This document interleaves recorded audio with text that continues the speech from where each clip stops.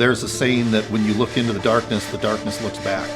And I think that's a very true statement. With the things you see in law enforcement day in and day out, we're seeing the worst of the worst, and that takes a toll on you ultimately.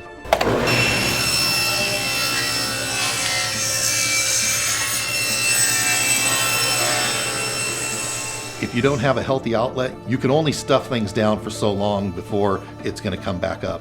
And a lot of people end up having unhealthy coping mechanisms, be it painkillers, be it alcohol. I think that's where we get into a lot of people when they retire. You know, if they've developed these unhealthy coping habits, we've got a pretty high suicide rate in law enforcement after retirement, as well as while people are still working. What I'm doing right now is putting together a set of doors for a client. The shop kind of became my refuge. With the chaos of the world, the chaos of work, to be able to come home and go out into the shop and just focus on whatever piece of furniture or whatever woodworking project that I was working on, it would allow me to just focus on that one thing, which then when I went back to work or I went back into the house and the family and everything else, I was in a calmer state because I had been able to decompress from what had gone on during the day.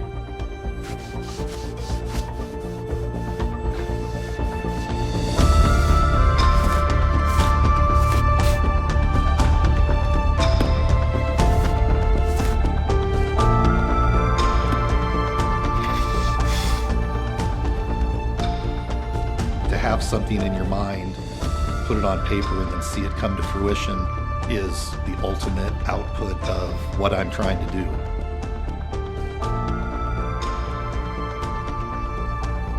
So we're here in Pomona at the client's house that I was building the built-ins for, and we're installing them today.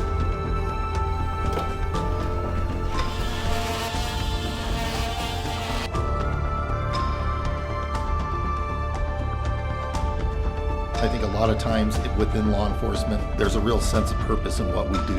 And I think when a lot of people retire, they lose that sense of purpose. So I think it's really important to have those outside hobbies, to have stuff to do, to keep active.